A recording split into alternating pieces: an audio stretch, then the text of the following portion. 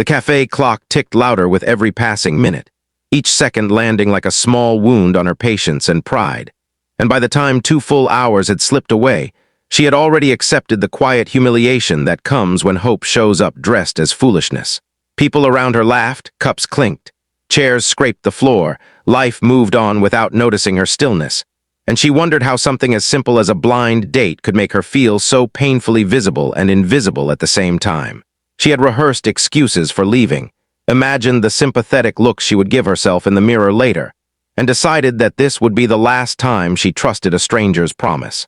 And then the door opened, and the man who walked in shattered every expectation she had been clinging to. Before the story pulls you any deeper, take a moment right now. If you believe in kindness, in second chances, in the quiet miracles that happen when people least expect them, please like this video, share it with someone who needs hope today, leave a comment, and subscribe to the channel. These small actions help stories like this find the hearts that need them most. She had arrived early, of course. She always did. Being early was her way of proving to herself that she was still responsible, still reliable, still worthy of effort even after life had taught her how easily people disappeared. The cafe was warm and softly lit, the kind of place that made loneliness feel almost romantic if you didn't sit with it too long. She chose a table near the window, ordered a coffee she barely touched, and checked her phone more times than she wanted to admit. The messages from the dating app were still there, friendly and thoughtful, full of small details that made her believe this meeting might be different. He had said he might be late because of work, and she had smiled at that, telling herself that responsibility was a good sign. 15 minutes passed, then 30, then an hour. With every glance at the door, her optimism thinned, replaced by a familiar ache that whispered she should have known better. As time dragged on, her thoughts drifted backward to the years that had shaped her into someone who waited too long for people who never arrived. She had been married once back when promises felt solid and forever sounded believable.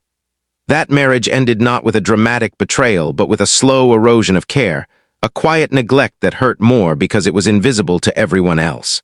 After the divorce, she learned how to rebuild herself piece by piece, how to smile at work, how to eat dinner alone without crying, how to convince friends she was fine. Dating again was supposed to be a sign of progress, proof that she was ready to let someone new in.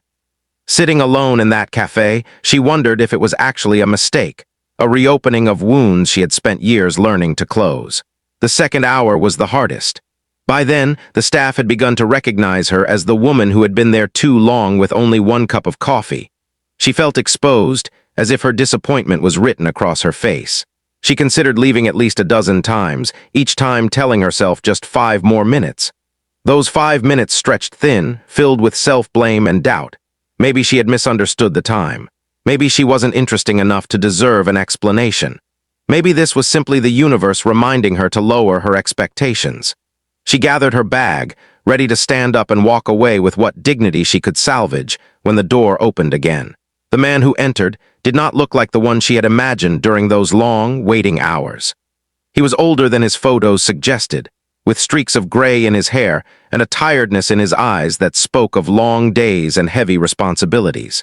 He walked with a slight stiffness, carrying a worn leather bag that looked like it had followed him through years of hard-earned routines. There was nothing flashy about him, nothing polished in the way dating profiles often try to be. And yet there was something undeniably real about his presence, something grounded that made the noise of the cafe soften around him as he paused, scanning the room. Her first reaction was confusion, followed quickly by disappointment. This was not the man she had been picturing. This was not the easy fantasy that had helped her endure the wait.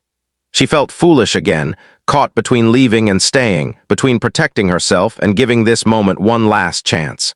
When his eyes finally found her, there was no smooth confidence in his expression, only relief mixed with nervous uncertainty. He moved toward her table slowly, as if afraid she might vanish if he hurried. What struck her most was not his appearance, but the weight he seemed to carry, the kind that does not come from age alone but from responsibility, loss, and persistence. As he sat down, she noticed his hands tremble slightly, noticed the deep breath he took as if he had been holding it for far too long. She braced herself for an excuse, for a shallow apology that would confirm her worst assumptions. Instead, she felt the atmosphere shift, the tension she had built around her heart hesitating, unsure of how to respond. As the minutes passed, something unexpected happened. The irritation she had nursed for 2 hours began to loosen its grip. He did not try to impress her. He did not pretend to be someone else. There was an honesty in the way he carried himself, a vulnerability that felt rare and disarming. She learned, not through dramatic revelations, but through small, unguarded moments, that his lateness was not carelessness. He was a single father who had just come from the hospital, where his teenage son had undergone a minor but frightening procedure. He had sat by a hospital bed longer than planned, choosing reassurance over punctuality, knowing he might lose this chance but unwilling to abandon his responsibility. Her perspective shifted quietly, like a sunrise you do not notice until the light is already there. The 2 hours she had spent waiting began to feel smaller in comparison to the years he had spent showing up for someone who depended on him. She recognized the tiredness in his eyes because she had seen it in her own reflection during her hardest seasons. In that shared understanding, something softened between them. The cafe faded into the background as they both settled into the simple act of being present, of letting the walls they had built for survival rest for a moment. She found herself listening more than she spoke, absorbing the way he talked about life not as a series of achievements, but as a collection of moments that mattered. He spoke about learning patience through fatherhood, about the quiet fear of raising a child alone, about the guilt of wanting companionship while already feeling stretched thin. None of it felt rehearsed. None of it felt like a performance. It felt like truth, offered without guarantee of acceptance. And in that honesty, she felt something stir that she had almost forgotten how to recognize: respect. The challenge she faced was no longer about being stood up or disappointed.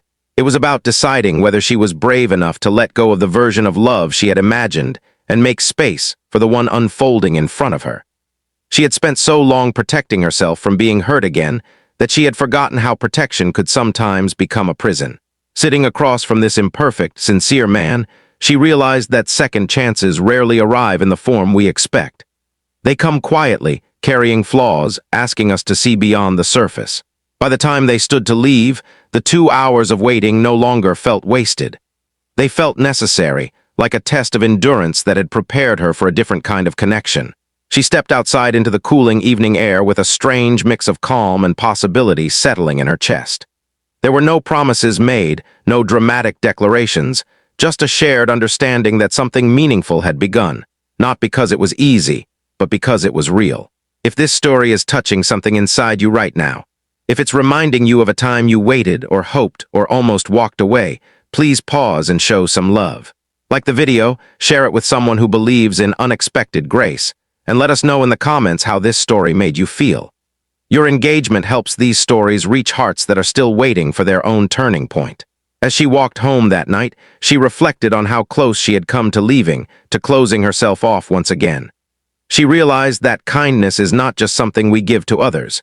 It is something we allow ourselves to receive. Waiting 2 hours had felt like rejection, but staying had opened the door to understanding. Life, she understood now, does not reward us for perfect timing, but for patience, empathy, and the courage to stay when walking away would be easier. Before this story ends, I want to ask you something special. Please take a moment and comment below with a single word that represents what this story meant to you. Hope, patience, love, healing, or even waiting. Your words matter more than you know. In the end, the man who arrived did shock her, not because he was late, not because he failed to meet her expectations, but because he reminded her that the most meaningful connections are born not from flawless beginnings, but from imperfect moments met with understanding. And sometimes, the longest waits lead us exactly where we are meant to be.